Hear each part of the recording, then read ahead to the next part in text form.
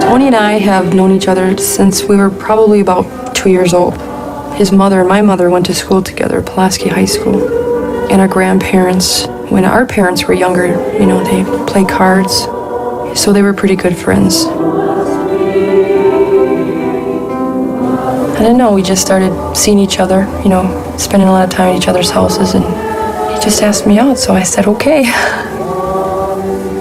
We were crazy about each other. We had to spend a lot of time together, you know, and I could just picture myself spending the rest of my life with him. Our expectations were, I thought, you know, you find the man that you like and get married and have a family and get a house, a little white picket fence, you know, those little fairy tale type things. Some of it came true, but some of it, as far as the bumpy roads, I didn't expect either. You know, I knew they weren't going to be all peaches and cream, but you don't think of all the bad things when you're younger.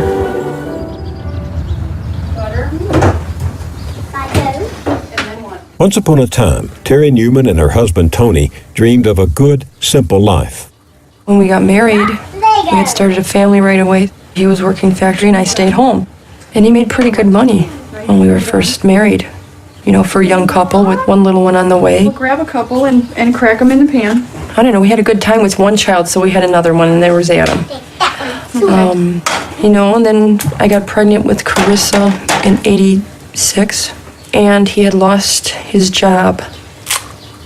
Then he got hired at Briggs, and we thought, okay, this is a very stable job, you know, we can start saving, and we bought the house. Buying a home was a big step for a young couple. But Tony had a good job with the engine maker Briggs & Stratton, then the largest employer in the region. Years ago, if you wanted a small engine, you got a Briggs & Stratton. For decades, Briggs and dozens of other stalwart Wisconsin manufacturers had helped make Milwaukee just about the American dream's hometown. Celebrated in sitcoms, give us any chance, we'll take it, and sentimentalized in beer commercials. Just the best. So when Miller time rolls around tonight, we raise a glass to you, Milwaukee. You've earned it. When we met the Newmans in the early 90s, American manufacturers had already begun chasing cheap labor to non-union states and Mexico. Of over 40,000 good-paying jobs lost from Milwaukee in the preceding decade, about 4,000 were from Briggs & Stratton. One of them was Tony Newman's. Verticals like this. Here and here. He gets into Briggs and we think, oh, this is a good company, we can buy a house. Now we have the house, we have more bills. We gotta drill a hole. How big of a hole do you want? Not that big. But it's either rent for the rest of your life or own, and we prefer to own. I mean, That's supposed to be the American dream. That's supposed to be the American dream. House, Where is it? Where is it? Tony had been making up to $18 an hour plus benefits. Now, the jobs available to a laid-off union worker commonly paid a fraction of that. I've applied over at grocery stores, hardware stores, there's McDonald's, Hardee's, Kohl's, Super America, Pizza Hut, Walmart, Sam's. Most of them will not pay $6 an hour. They're all less than $6 an hour. Little do they know, I need to live also. Thank you. Have a nice day. and one of these. And then you need a business card to call Mommy up. While her husband looked for work, Terry tried to bring in some extra money. She bought skincare products and then tried reselling them to her neighbors door to door.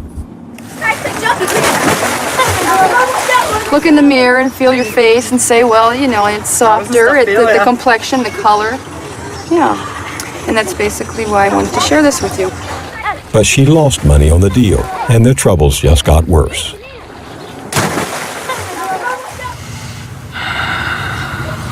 Are you gonna call him back? You want to call him back? Yeah, I'm going to have to call him You back. talked to him before. Yeah. How much is your mortgage amount? I believe it's like 820. Yeah, 820 or something like Have you been that. able to make all the payments? No, we're behind. And today the mortgage company called me again. Again? Yes. What do they say? I didn't answer them right now because I wanted to talk to Tony and wasn't home. So I wanted to talk to him. You must dread it when the phone rings. I do. I cringe. Same guy. Long before the term foreclosure crisis was on America's lips, laid-off working people were learning what it meant. I did send a $1,000 check in, probably a few weeks back, but the check was sent back to me with a letter stating we will not accept a partial payment. I don't really think of that as a partial payment. I think of that as a basic payment and a good gesture on trying to get caught up. Right now we're going through a hard time. My husband's out of work. He went to school and he's looking for a job. And I'm basically just trying to buy a little time so we can get on our feet again, so we can get caught up. I would think that this is just going to be a temporary thing, not a permanent thing, and I really don't want to lose my house. Or are you just trying to tell me that you have to foreclose on the house if I don't have that full amount? You would recommend it. Is he putting this on paper? I want to know, is he putting this on paper? Dear?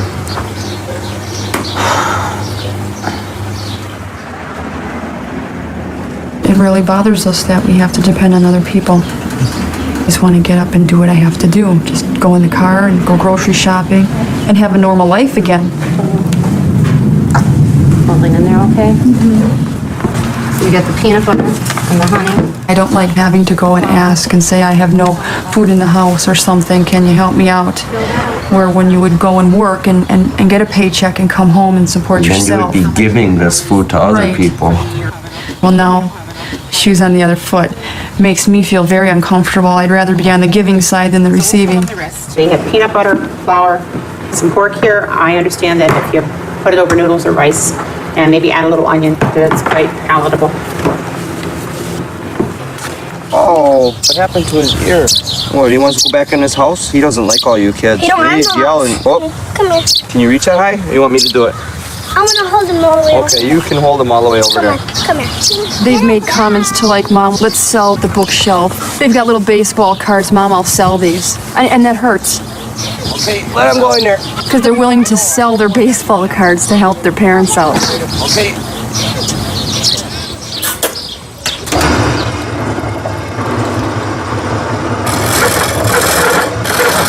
I've been getting very angry lately. I've been losing my temper quite a bit. I've tried doing things. I work in a garage on woodworking things when I get angry, and that helps once in a while. I'm having a hard time dealing with this. Just kidding, big guy.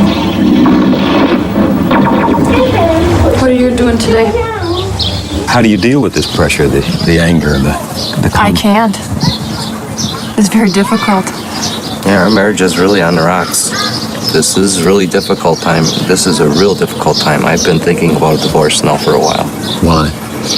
I can't deal with the situation. I'm just having a real hard time dealing with it. Come out and take your medicine. Come on. This is going to be your one. You feel guilty? Yeah, I do. I feel I should be supporting my family. You think he really wants a divorce, or is this just an escape? I think it's an escape, and I just think he figures it's an easy way out. But really, the problems are still going to be there because he's still going to have to support us, and I feel it's going to be worse. I just feel it's just a tough time, and if we can just get through this, then we'll be back to the life that we had before.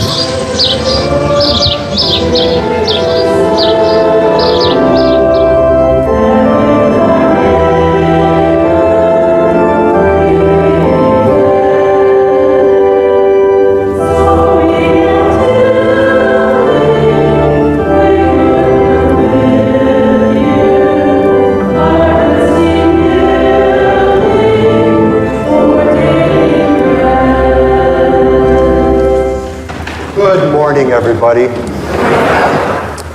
We gather on this Sunday morning in faith to praise our triune God.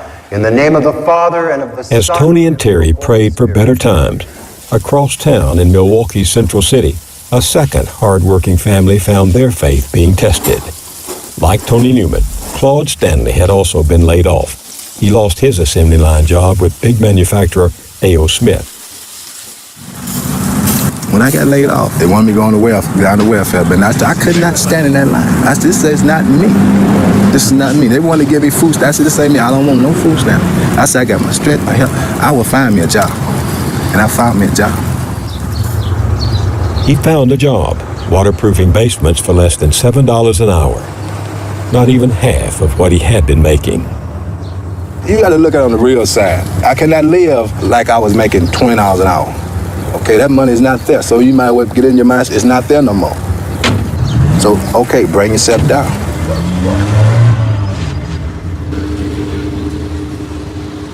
Claude and his wife Jackie were raising 5 kids. Their daughter Nicole, about to enter college when we met her. The oldest son, Keith. The twins, Claudale and Claude Jr., and the youngest, Omega. I think the hardest time is when you have to worry about coming home. Like I said, always coming home, and then there's a bill on the door saying the water's cut off, or there's the guy just called saying you can cut off the phone, or the electricity's off, and you have to wait for a couple of days until mom and dad can get enough money to put it back on.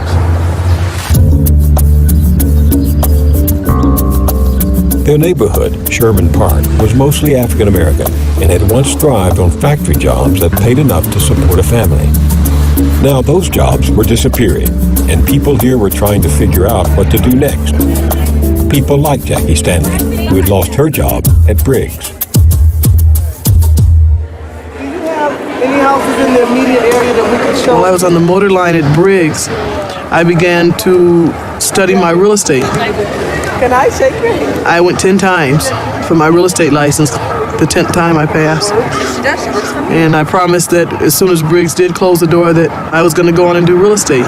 And that's exactly what I did. Hi, Joe. Yeah, this is Jacqueline Stanley from Homestead.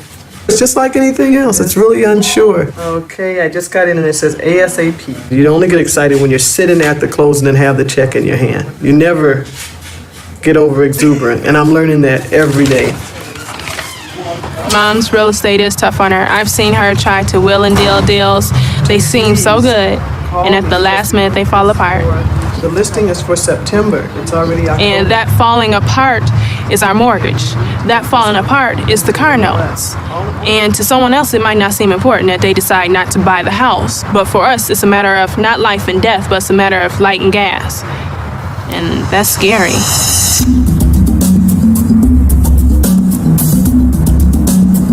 As good jobs left town, the number of African Americans in poverty increased from about 25% in the 1970s to over 40% in the early 90s. The Stanleys vowed it wouldn't happen to them.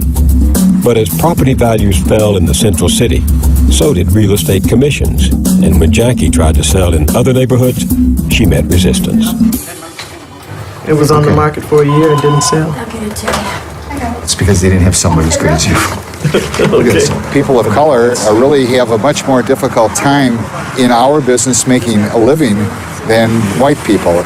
It may be a situation where she may call for a showing and not get the courtesy of a callback. Maybe her client that she takes into a mortgage lender has a much more difficult time, even if their credit is good, getting a mortgage. All right, fax it to me.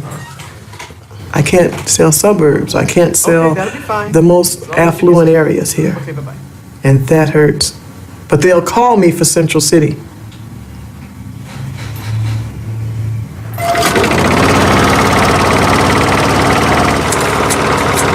You talk to your friends, they always say, well, I'm going doing this summer. Well, how about you?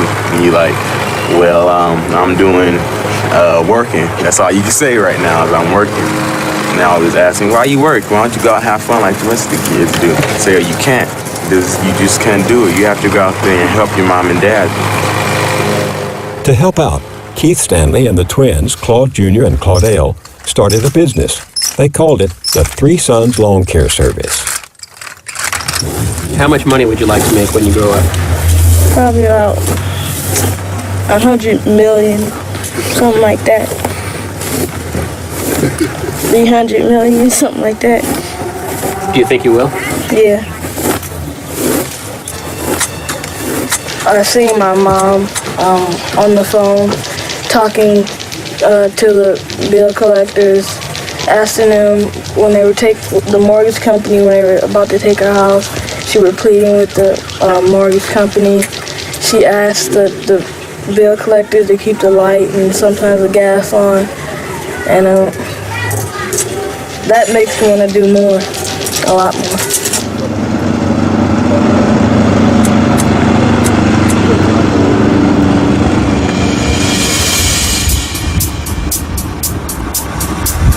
The country was deep in recession in 1991.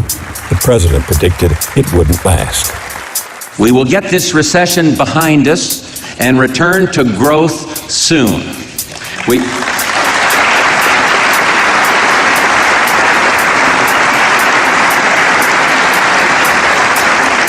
We will get on our way to a new record of expansion and achieve the competitive strength that will carry us into the next American century. But the problem was bigger than recession. By 1991, Milwaukee's new economy depended on non-union manufacturing and service jobs, the vast majority of them offering lower pay and fewer benefits. That was still the case when we returned to the city 2 years later.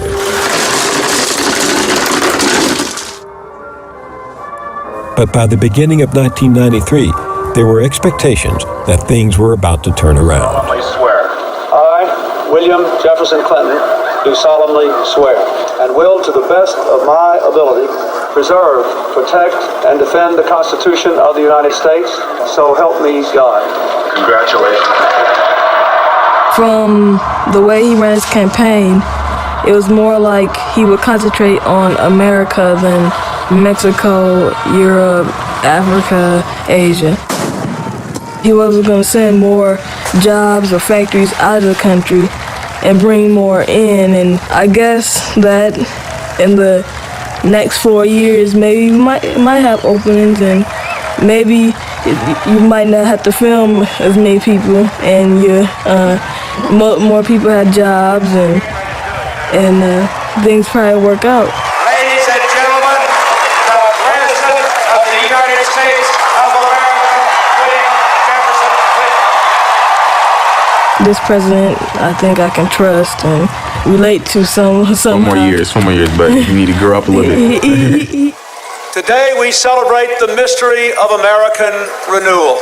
Yeah, I've been there with Reagan, Bush, and now Clinton. I'm not saying I don't trust presidents. Is that you say a lot of stuff to get on top. Even if I was running for something, I'd be like, everybody get free candy and everything, you know.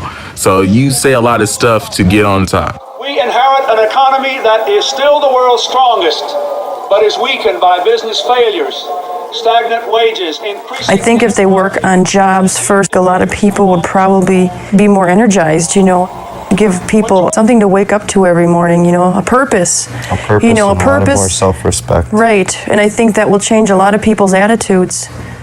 Changed mine. Yeah. I invited the Newmans around the Lord's table because a year ago they may not have had as much to be thankful for, right? You didn't have a steady job then, did you? That's a fact. That's a fact. What is the fact today? I have more than enough work. More than enough work. Tony Newman had found a job making engine parts in a small factory.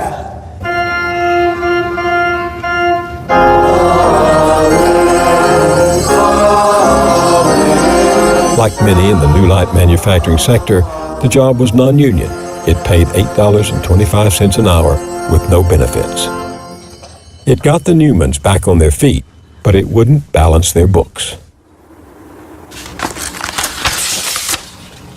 Just with the mortgage, we got, 3 months behind.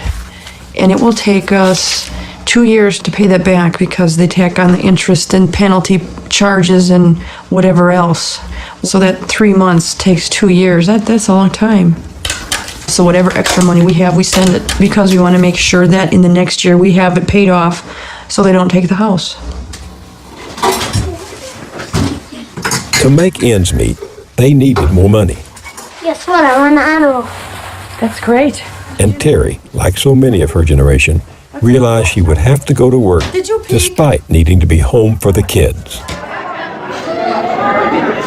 She began taking a series of low-wage, part-time day jobs. Anyone for peas? No. Meanwhile, her husband Tony worked the night shift full time. One nation, under God, indivisible, with liberty and justice for all. Tonight is Boy Scouts. They have a PAC meeting once a month where all of the dens get all together and they come. Adam Newman has passed uniform inspection. Congratulations, Adam. They have their awards being passed out on that night. So this is kind of like a big night. Daniel Newman, please come up with your mom or dad or both. That's one thing Tony misses because he used to be very involved in Scouts. So he had to give that up. Good job, Daniel. Can I have it? Sure you can. Daniel! Daniel, look for your homework. And your backpack. With me working and Tony working, we had different shifts and we weren't all together all the time at the same time. Carissa, where is How it? could he lose a backpack? Daniel started getting very quiet and kept to himself a lot, and his attitude just changed a little bit. You know, he got really distant.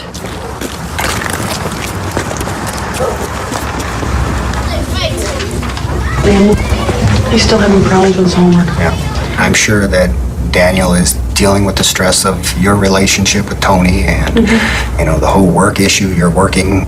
Some kids almost blame themselves for what's going on in a family, you know, and that they have to realize this is a situation. It's a tough situation for the whole family. Everybody's doing the best they can. You love him, you're there for him, and you'll always be there for him. Right. Check out the board, please. A lot of our children here at school are getting themselves up in the morning, coming home to an empty house at night.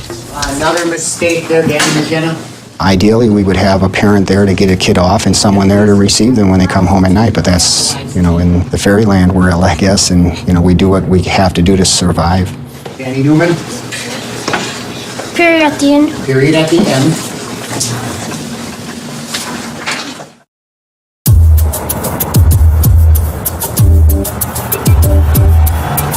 Even as working people like the Newmans were just hanging on, the new economy was on the upswing, the stock market was on the rise, and for investors, the good times were roaring back. Thank you, hallelujah. Yes, Lord, we thank you this morning. Lord, we thank you how you provide for us, how you made ways out of nowhere this week. Lord, we thank you this morning. Claude Stanley served his church as a lay minister on Sundays. Thank you, Lord, for your goodness, and thank you, Lord, for your kindness, Lord. The rest of the week, he was on his hands and knees. By 1993, Claude had been promoted to foreman of the waterproofing crew, which paid him less than $1 more an hour. Factory job, you're making $14 an hour. This job, you're cutting that in half. You only make maybe about $7. Yeah, you might get some bonuses here and there, but incentives, but ain't that great.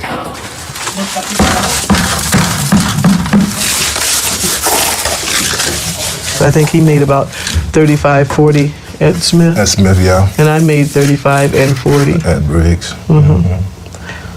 And that's so we're about half of that. If we made what we made at Briggs and Smith right now, we would be really well off. House would be paid for, car paid for, kids at least have some kind of college funds built up. But we look on each other for our strength. You know, some days she have bad days, some days I have bad days. But like if I'm not producing, she's producing. And when I can't get, then I do, she do, I do. We try to find a way to make ends meet. You got some family probably say, "How did we make it?" How do we make it? We don't even know sometimes. How do you make it? We just keep holding on. We shop. I found out that there are grocery stores here that have food half price on Mondays. We rummage. Oh my goodness, some Guess jeans. Mega. These are $70 in the store. Look at that. I come here because I work with a lot of people every day. They come in the offices from the cologne to the shoes. They look gorgeous, and I can't afford what they wear. For $24, this one I want. This is for work. My accessories that I wear, they're like $5, $10 to $20 earrings. I pay 99 cents. This is on you to wear, probably. Something I would wear? No, I think Elvis Presley would wear it. No, I wouldn't wear that. Nobody wants to be around somebody that doesn't have themselves together. Even if you have to, as one broker wrote me and said, fake it till you make it. And that's what we do in the Stanley household. We wear exactly what the people on Lake Drive wears. 6303. Because that's the very same house. Yeah. Are you planning on keep the hedges on there? Right there, yeah. For Jackie, the home sales came frequently enough. It was the pay that was the problem. With my kind of work that I do, which is real estate, I get paid on commission. It goes up and down, and it's rough. Jackie was just one of the agents handling this sale and had to split the commission. Don't go in the back hallway, the dog's there. After also paying a percentage of her share to her employer, she figured to clear about $1,000. If we're going to do the taxes too, then you also have to remember they take the 28% out of the $1,000 that you make, so you're down again. They changed the colors up here. She reckoned that if she opened her own office, she could keep a larger share of the commissions. I've set goals at what I want to do, then I plan on going all the way with it. Because I got to come out of the hole somewhere. That's it. Are you happy? Yeah. And there's something that I always say, so a man thinketh, so is he. If I think poverty all the time, I'll act that way. I can't afford to talk negative and then allow my children to see me that way, down or depressed. As she persevered in 1993, her neighborhood seemed to be coming apart at the seams. Even on this street, 1 block west of my house, just about every door here has the steel doors. I wanted you to see here. There was "kill you" written on the back of my fence. If you don't join the gangs, to my oldest son, Keith. Just blocks from her house, Jackie's uncle was murdered by an intruder.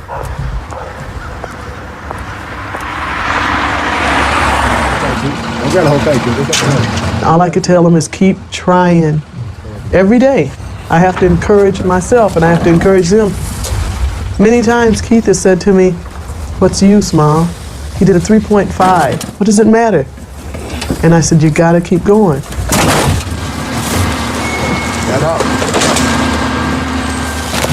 The other day, the snow was heavy, and we were out shoveling snow, and someone stood at the window and said, "Look at your family, it's perfect." And they called us the Beaver family. I know they meant to say Cleaver, and I said, "We see you together all the time, it looks good, but it looks good."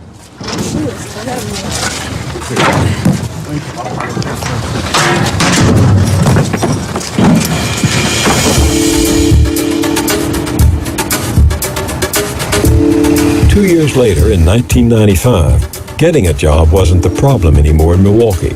There was even a shortage of skilled labor. Employers in some parts of the state say they can't find enough qualified workers, and Governor Thompson announced what he calls Operation Hire to address those shortages. The problem still was that jobs often didn't pay enough. What are these?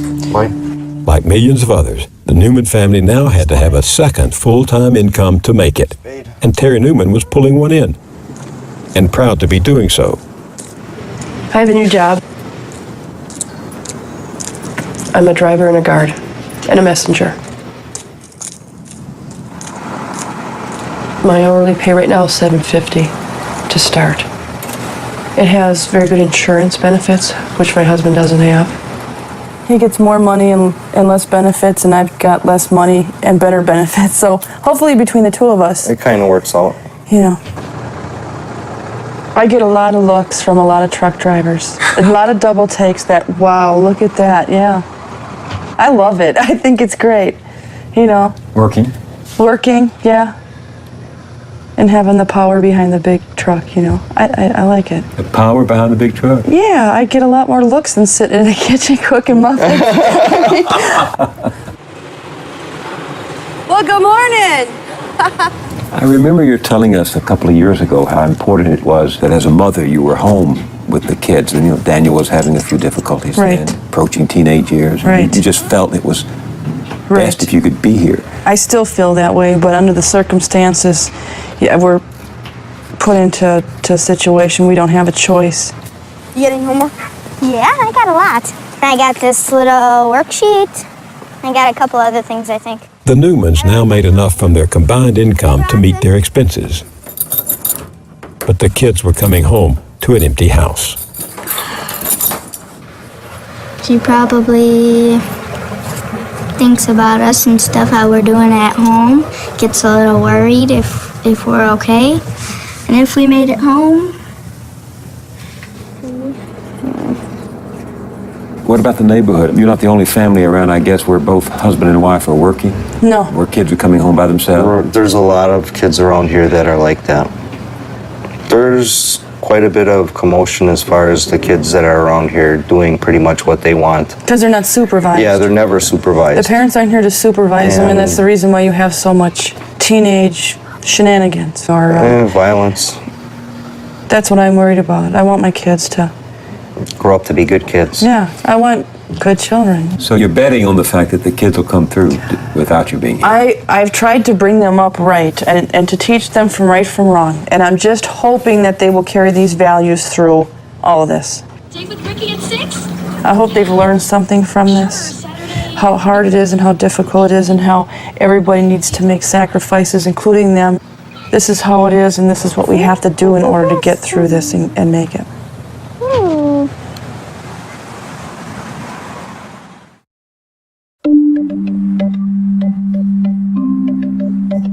In the Stanley household in 1995, oldest son Keith reached a milestone, becoming the first man on either side of his family to graduate high school.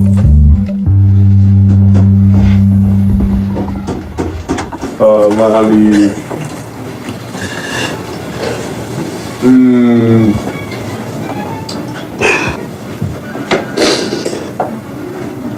I've been talking for years. I can't talk now.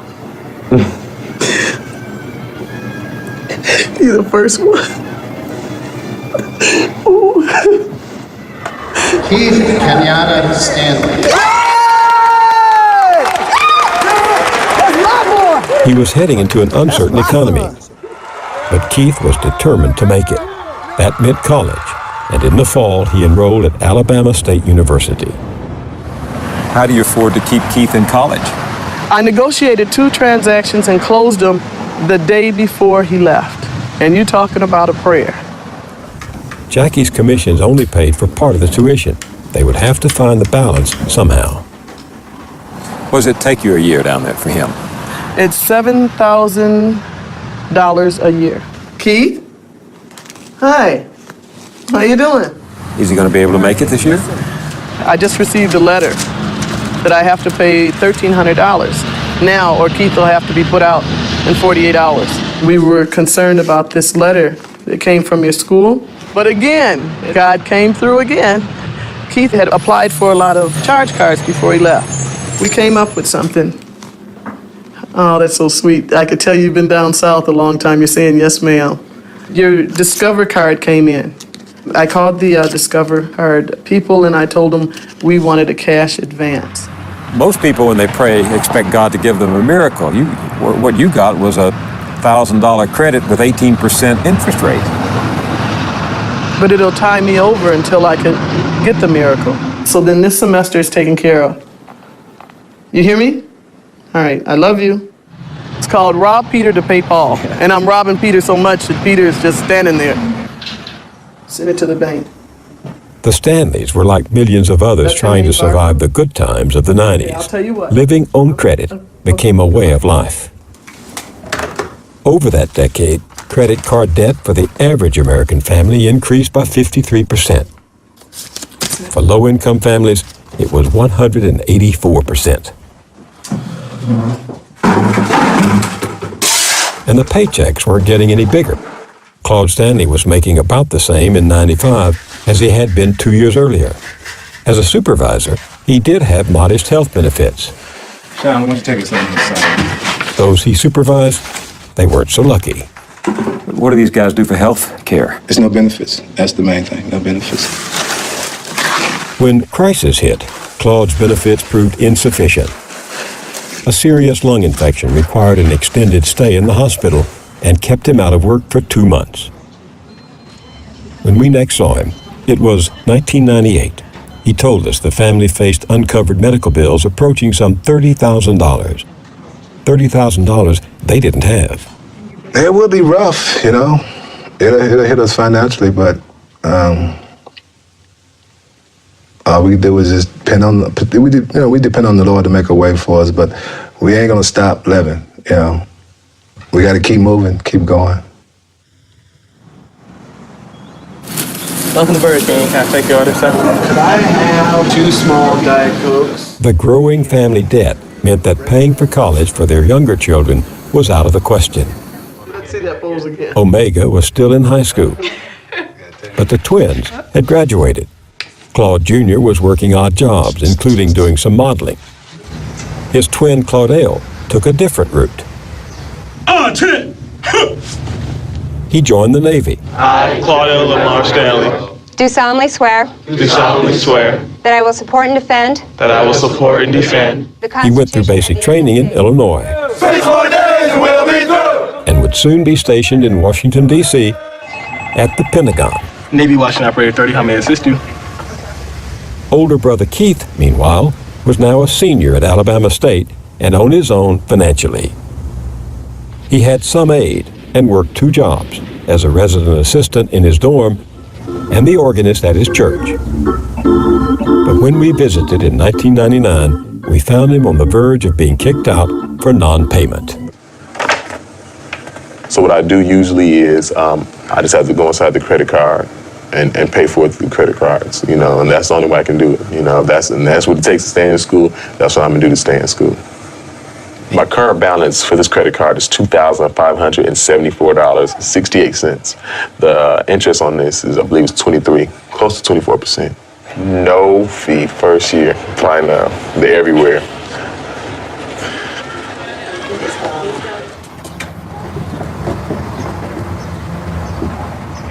Back home in Milwaukee, Keith's parents had decided to strike out on their own to become entrepreneurs. Borrowing against their home, they bought a Central City office building where Jackie could start her own real estate firm and Claude could set up shop as a home inspector. We're talking about those, amen, that is so quick to get rich and quick to prosper and quick to go somewhere. They would use it on Sundays as a church. Claude had become an ordained pastor. To fill your mind with certain Their faith remained as strong as their future seemed uncertain. God is good, he's good, he's good, he's good. I got an article from USA Today where it said every person that's gonna retire is gonna need at least $1 million.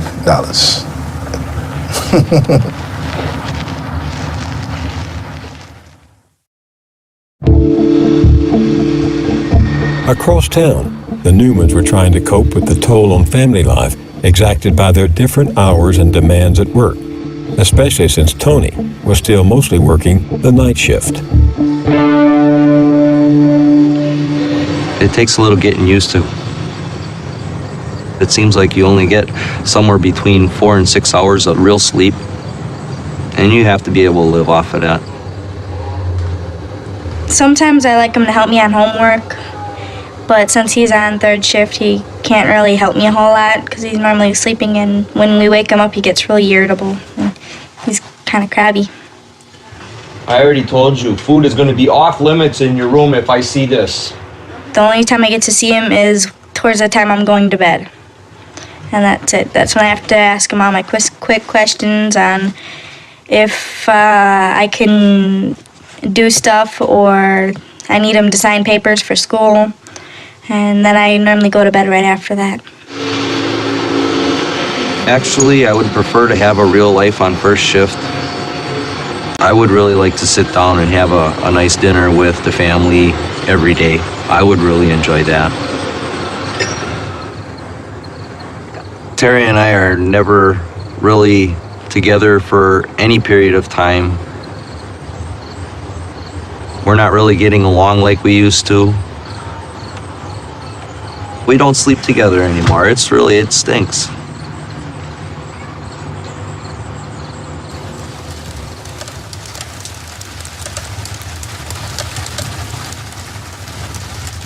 The Newmans began to see a family therapist.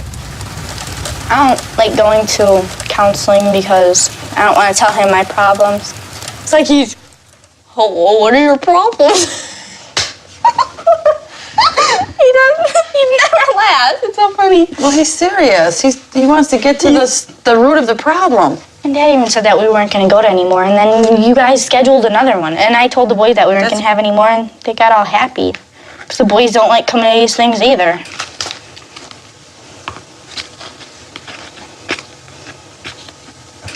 At decade's end, Daniel, now 17, and Adam, 15, were in high school, but having trouble focusing on their studies. Goodbye. Bye. Behave. Be in by curfew. Okay. Okay, I'm going to work now. Terry left the armored car job for one that paid more, $15 an hour instead of $9. But her schedule was utterly unpredictable. Sometimes she worked from 4 in the morning to noon and might have to come back the same evening and work the overnight. She was always on call to report to work on just 2 hours' notice. By the time I get home, I'm like zonked out. I get tired. Terry and Tony finally made more combined than he had made working at Briggs a decade earlier.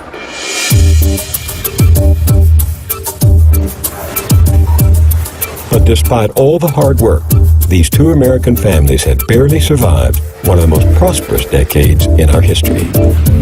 We began the new century with over 20 million new jobs, the fastest economic growth in more than 30 years, the lowest unemployment rates in 30 years. We have built a new economy.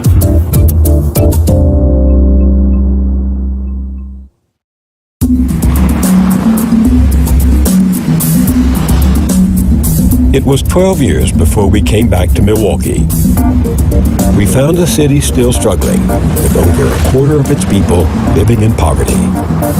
Some people had done very well. Parts of the city had been splendidly rebuilt. And over the previous decade, more promises had been made. A future of hope and opportunity begins with a growing economy. And that is what we have. Unemployment is low. Inflation is low.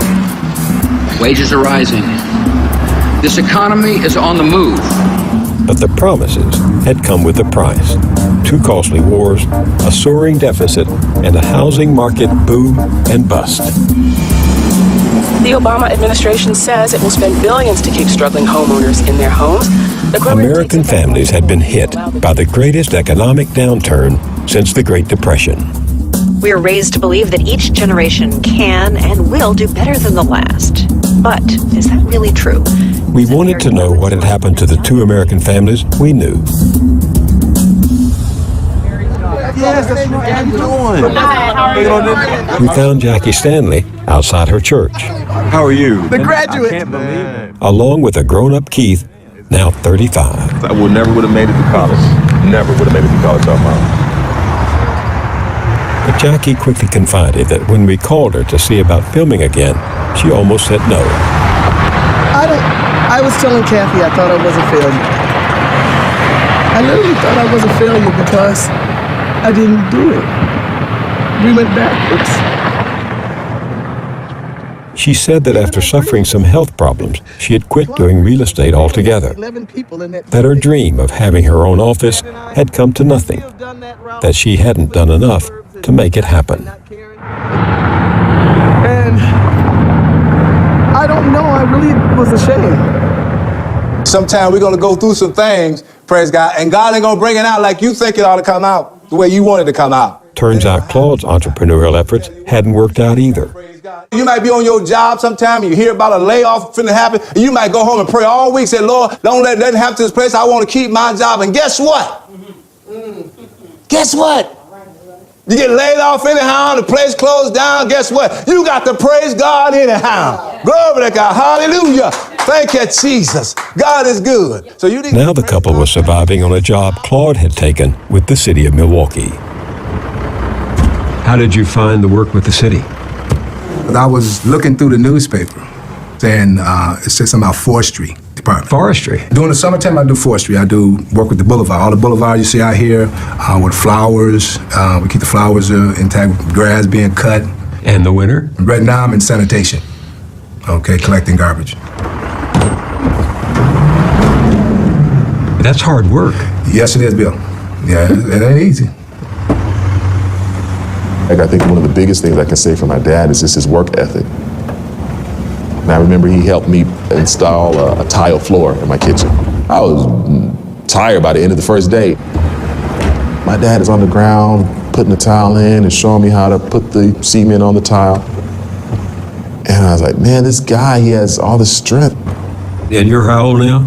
I'm about almost 60 years old. How long do you think you can keep that up? Not too long. Not too long. Claude is a member of a public union. He makes about $26,000 a year, plus some benefits. It's one of a series of jobs he has had since we last saw him, waterproofing basements and inspecting homes. And you talking about doing other things in between. I had to work at the airport for 2 years. Doing what? I was working on the runway, directing the planes to come in, flagging them down, stop, taking the luggage to the tunnel, lifting baggage, and it was all kind of stuff at the airport I was doing. Was that a minimum wage? Yeah, definitely with minimum wage. When I worked out there, they cut our salary, down to nothing. He carried dead bodies, too. He worked at the hospital. I was a security guard at Columbus Hospital. And at nighttime, if it was like third shift, anybody passed away or died, we had to put them on the elevator and carry them down to the refrigerator. The third shift is from when to when? From Graveyard. From 11 to 12 o'clock at night to 7 in the morning. Once upon a time when people got your age, and you're much younger than I am, you're almost 60, they started thinking seriously about retiring, but you're not. I can't do that. Because the reason is, Bill, you can't stay on a job long enough to retire. Every job I have, I work 7 years, okay, the place closed down. You work somewhere else for another 5 years, they lay you off, they shut down. All the years I've been working, Bill, I could have retired right now. If you had stayed at one job. He will not be able to see the retirement, that he was probably would hope for when he's working at A.L. Smith. That's just not a reality. My heart goes out to that generation that was promised something from America, by America, that they would have a better life, and that's not the case anymore. I need to fill out my time sheet. I can do that. When I look at him, early in the morning, he's still doing it. He's got that pretty young smile on his face and acting like nothing's wrong. And every now and then you'll catch him exercising and humping his back and rubbing it. One day he told me, oh God, here goes the tears. I'm not gonna do this. I'm not gonna cry. Here's what he said. He had come in from work and it was kind of cold, and he said, by the time I get up, I'm just thawing out. My bones haven't finished getting warm. I can't keep doing this.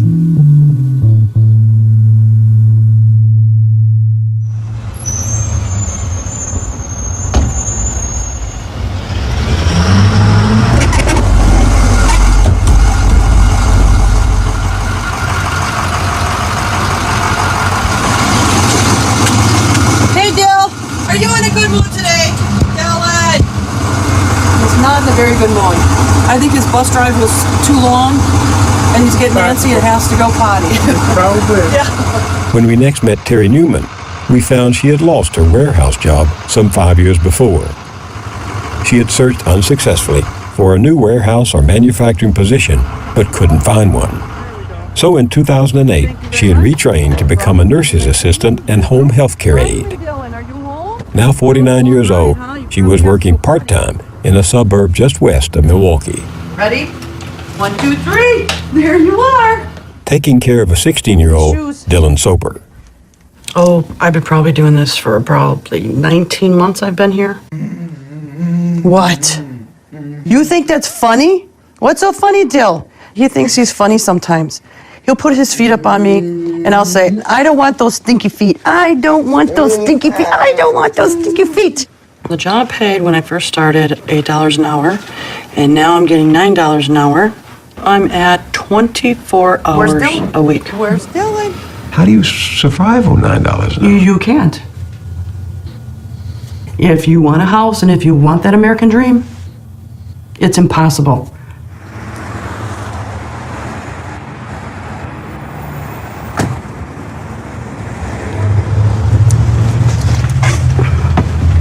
Here is my paycheck. This is a 2-week paycheck. So year to date, what are we talking here, November? That's what I made, $9,646.89. That's poverty.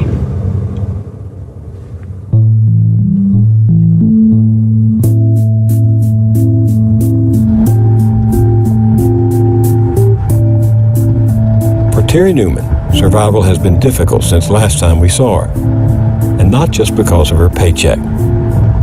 These days, she's also going it alone. What happened to you and your husband? I think we just grew apart and went separate ways. And the love wasn't there anymore. The trust wasn't there anymore. It was just gone and dead. It was like a death.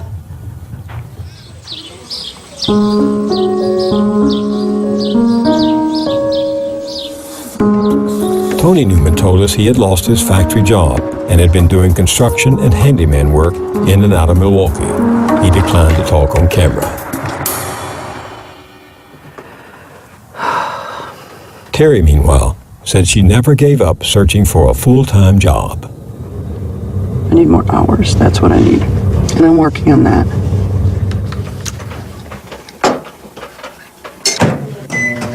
Dylan, we're getting into our chair. Back up.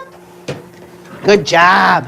Terry was working for a for-profit agency receiving money from Medicaid for Dylan's care. Positions like hers are often part-time or temporary.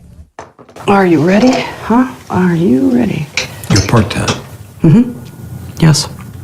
So they don't have to pay for the benefits, vacation time, sick time, or health. Drink.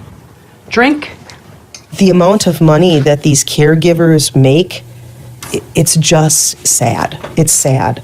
I don't know how they live on it, and the only thing I can tell them is they're angels. Get that noodle. You kept the house at the time of the divorce. You were able to keep the house. Yes. You were determined to hold on to that house. That was your home. Oh, yeah. But I didn't feel safe after a while. I remember when we were there, you were concerned about the growing rowdiness and violence in the neighborhood. It just got worse. I was waking up, 2 o'clock in the morning with gunfire rounds going through the neighbor's house. But you had nowhere else to go. Right.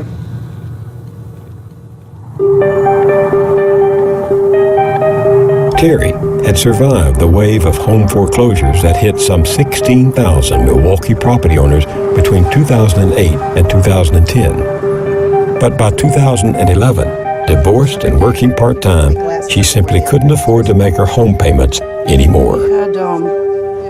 She was real quiet, and I could tell that she was down. And I finally came to her and I said, "What's going on? You seem like you're really down, like you're really tired, like you're exhausted, like you just have a really something's heavy on your mind." I said, "Is everything okay with your family?" I think she felt embarrassed, which she shouldn't have. I think that she didn't feel like she wanted to talk about it. But as the summer went on, it was a horrible time for Terry. Dear occupant, please take notice. Judgment foreclosure entered March 15, 2011 in the amount of $96,619.12. You are hereby notified that possession is demanded by J.P. Morgan Chase Bank, which now owns your property.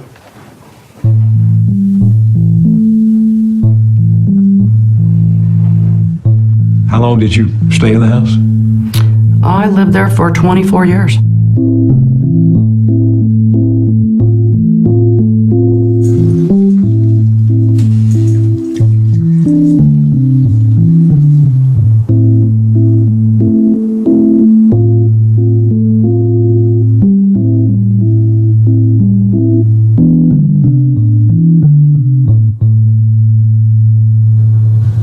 They wanted $120,000 for the buyout of it. And I'm like, where am I supposed to find that? So it goes into foreclosure and you can sell it for what, $30,000? Are you serious? You can't lower my payments or my interest rates so I can stay in my house? But you'll foreclose on it and then sell it for $30,000 or $40,000, whatever it was?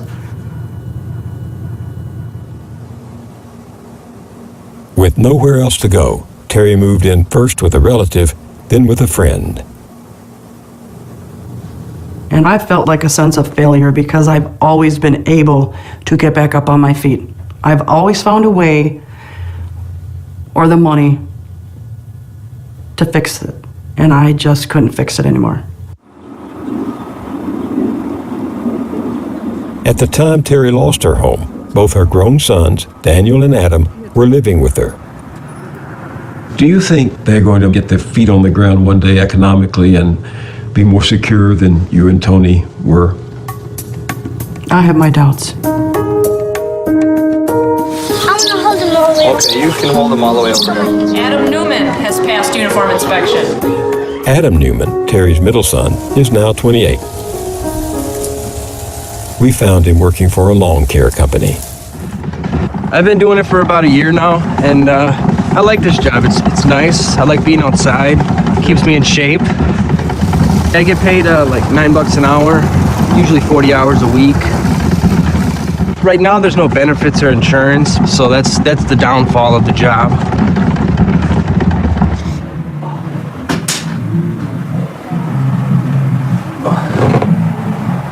It's Piggy. Adam, we learned, had dropped out of school in the 10th grade after fathering a daughter who now lives with her mother.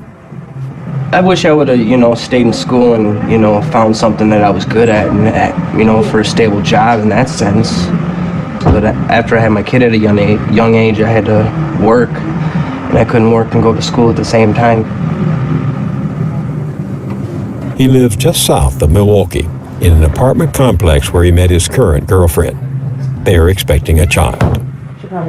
This is your second child? Second. Yeah. How old's the first one now? 11. Then I live paycheck to paycheck, child support, rent, electric, food. But they still call me middle class, but I don't see that. Adam's brother Daniel, Terry's oldest, is now 29. He's an auto mechanic, currently unemployed. I've seen it done before too, where you fill up the syringe with brake fluid. Like so many Milwaukeeans of the past few decades, including his father, Daniel was looking to upgrade his skills to help him get work. So he went back to school for retraining at one of the region's many technical colleges. How are you doing here, young man? All right. Studying automotive technology. Had to take the cross member out in order to get this out. Very good. Daniel! Daniel, look for your homework.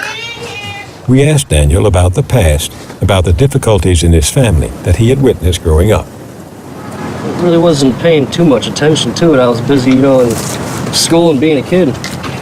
None of that stuff really mattered to me, because I didn't know. But now that I'm older and all this, it makes sense. Now I'm going through the same thing. Daniel has 3 kids of his own to help support. They live with their mothers. He gets by with unemployment and state food assistance. He's had no home since his mother lost the house and now lives with a friend. He says he will start his own auto repair shop when he gets out of school, and he knows how he'd like to run it. What I say is, you keep your employees happy, your company will grow. If you keep treating your employees like crap and, they just keep taking from them just because you want to get richer and richer and pay them less, that's not the way to go. Because, the economy is so bad right now, a lot of people don't have money and stuff. And the world is just going all downhill right now. All this stuff going on here in Milwaukee, all these shootings and all that. They just had another shooting out there, even in a nice neighborhood over there in Brookfield. I have my concealed carry. I carry everywhere I go. You really don't have to want to use it, but if you have to, you have something to protect yourself and your family and friends around you. With this kind of economy that we have now, low wage, no benefit job, do you think that Dan and Adam have a shot at having, raising a family, having a home? I don't see them getting a home because they're struggling from paycheck to paycheck. I had the home before the job loss, but for them to try to save to get a home now, I don't foresee that. Plus raising kids. How about Carissa? How's she doing? And she's how old now? 26. And one of these. And then you need a business card to call mommy up. When I was younger, I just knew we didn't have money. And money is how the world goes round. You can't buy anything else. You don't have enough money. A lot of people have clothes every school year. They have a new pair of shoes or several pairs of shoes. And I decided when I was younger that I wanted to be able to say I have money in the bank. We found Carissa working for a hospital in the large Aurora chain. It's one of the biggest employers in the region in one of the biggest economic growth sectors, healthcare. She has an associate's degree and also recently took courses to get certified as a professional insurance coder. I do the physician billing. So all the physician services, I do those. She earns about $15 an hour plus benefits. She supports herself and her husband, Anthony Lefebvre. He has an associate's degree, but like so many others, is currently unemployed. He's trying to start his own computer consulting business. You going in, Joe? Yeah, but he had to walk in the garden. Because they don't earn enough to have a home of their own, they live with Anthony's relatives. There's a lot of people in the same boat as we are. My uncle down in Florida, he was in the real estate selling $1 million condos. And I don't think he's doing too well. No. I mean, he even lost the house he was living in. Drive around any neighborhood, see how many people are living in the houses to try to help support each other. There's a lot of vacant houses. You know, a lot of people lost their houses. You know, my mom being one of them.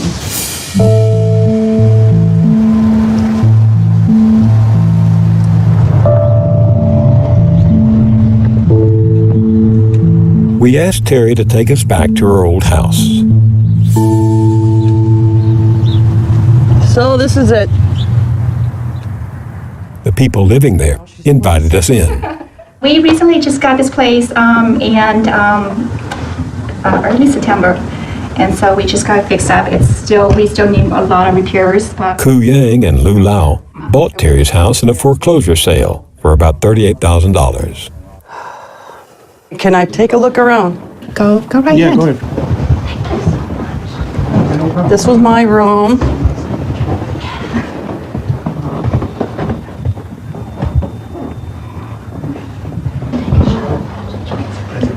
And this was my spare room. And this is where my grandkids would sleep when they'd come to visit me. And then this was the other room that my granddaughter would stay in when she would come visit me.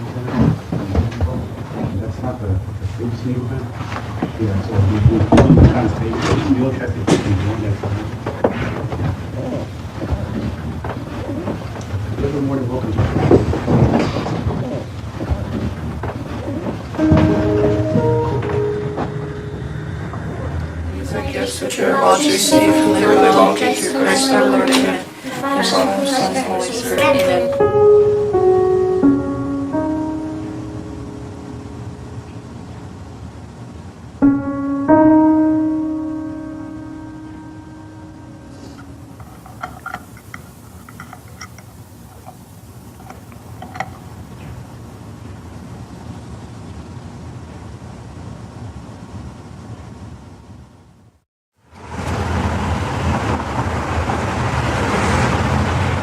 Jackie Stanley, serious about her community role as the pastor's wife, tries to remain upbeat.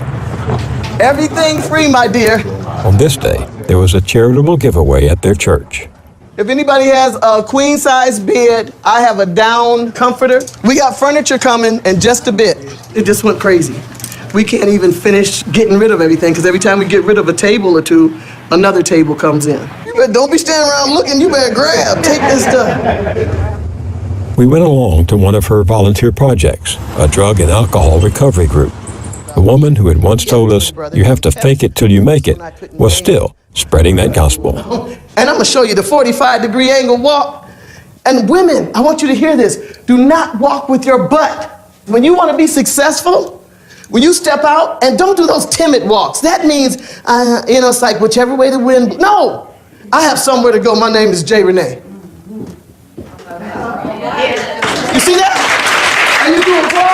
We also went to school with her. Deliver that loan commitment. She's taking classes to get back into the real estate game.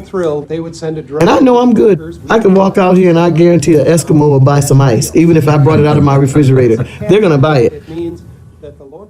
But the private Jackie was less self-assured. Do you feel like a failure today? Yes.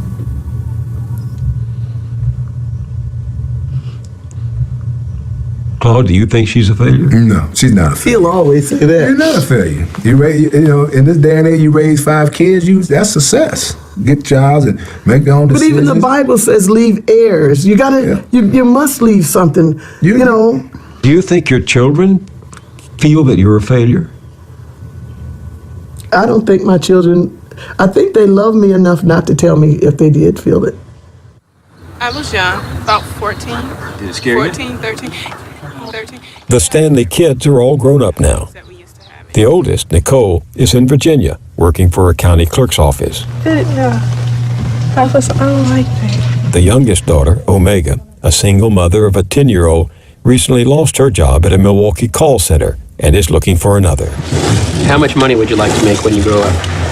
Probably about 100 million, something like that. One of the twins, Claude, is also looking for work. That makes me want to do more, a lot more. The other, Claudel, left the Navy in 2011 and came back to Milwaukee to look for a job.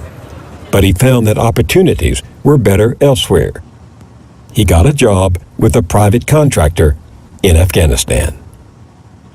What does it say to you that he can make more money employed by a military contractor in Afghanistan than he can make here at home in Milwaukee? It says something. It's sad. Yeah. That you got to run out of this country to go somewhere to make some more money. It's crazy. And we supposed to be the richest country? That don't sound too good, Bill. The chair recognizes Alderman Bauman. Yeah, thank you, Mr. President. If I can speak to this, I'm the lead sponsor. We went to Milwaukee City Hall to find the family's one college graduate. Keith Stanley earns about $45,000 a year as an assistant to the Common Council President, Alderman Willie Hines. He's been on the staff now about a year and a half or two or so, and he's highly respected. He's a man of integrity. Hines' district is in Milwaukee Central City, near where Keith grew up. Neil, how's that thing going? How's that thing going with you? I'm all right. Despite government and private efforts to bring jobs back here, Milwaukee's jobless rate among African American men hovers at around 50%. If you can, give me a call. This is Keith Stanley with Alderman Willie Hines' office, 286. We do get the calls about jobs. They're looking for a job.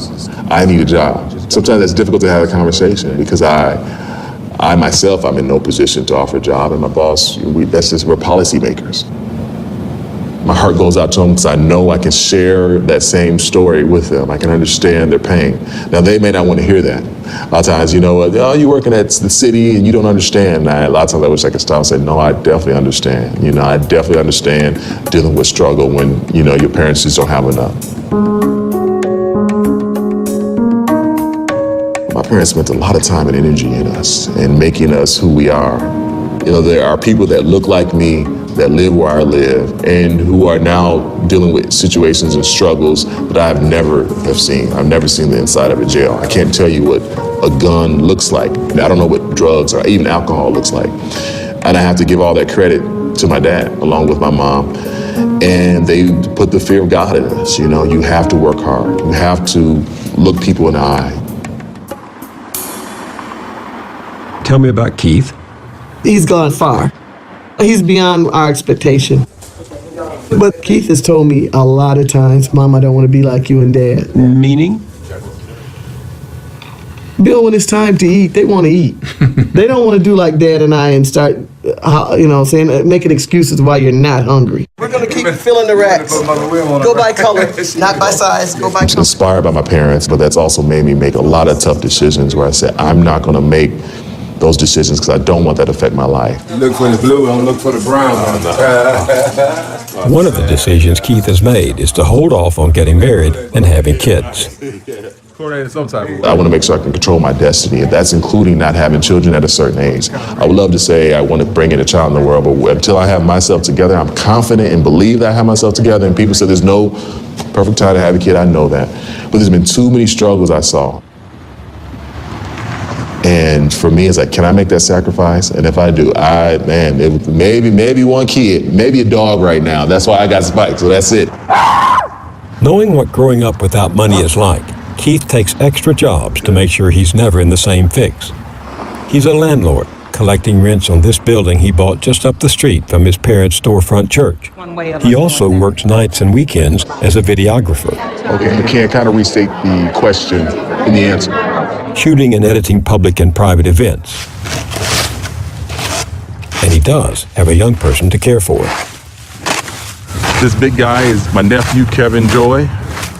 Kevin is the son of Keith's older sister, Nicole. She sent Kevin from Virginia to Milwaukee with the hope of giving him a strong male role model. He's had a client and he's been cutting the grass, watering the grass. It's kind of amazing to see. We got a whole nother generation from just 20 years ago when I was doing this, and we had a business and we were cutting grass. So it's kind of passing on those values, that same work ethic, making sure that he can get to work on time and he can take authority and he can time management. I tell you, KJ, now you could be done with that by now. But you do want to be a dad someday? I think so. I think Kevin has given me a little light. Well, Kevin, we don't not gonna water yet. We're gonna try to cut the grass. Don't water it. Yep, try to get the lawn. I can help you out, put the lawnmower out. You got it.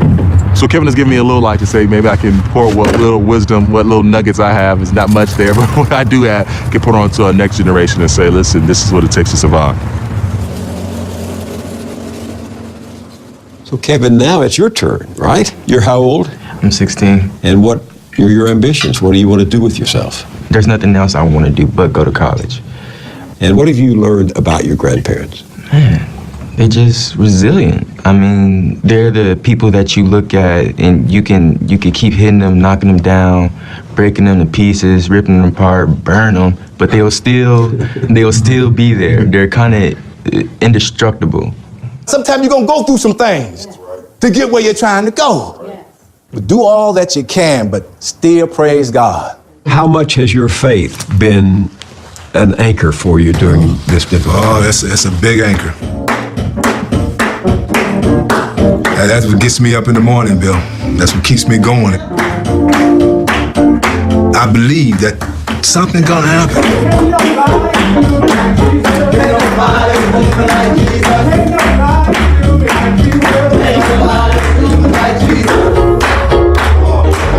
But you've had so many setbacks since I first met you. That's true. You were fighting hard after you lost those good paying jobs. That's right. And you've been fighting ever since, and yet you still, Bill, still praise the Lord. I still believe there's something for us. And I would interject it saying, what else?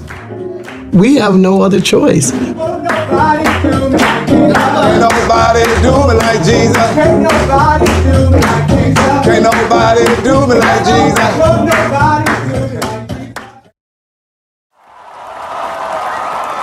In early 2013, yet another American president set lofty goals for restoring the middle class.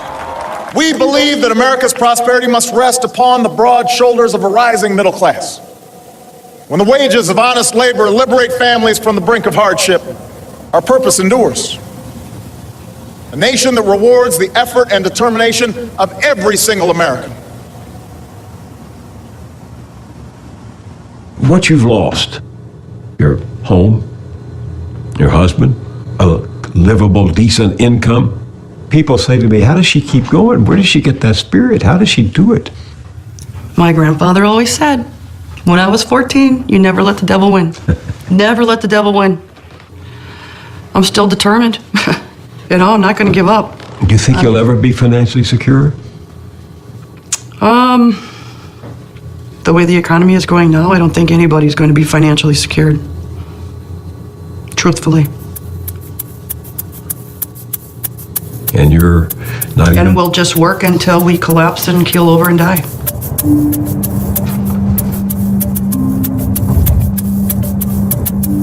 There's a postscript to Terry Newman's story. she finally found herself a new full-time job at a nursing home. She works the overnight shift, 11 p.m. till 7 in the morning. She earns $11.50 an hour plus benefits. It's not enough, she says, to ever think about buying another house of her own. Her hope now is someday to buy herself a spot in a trailer park.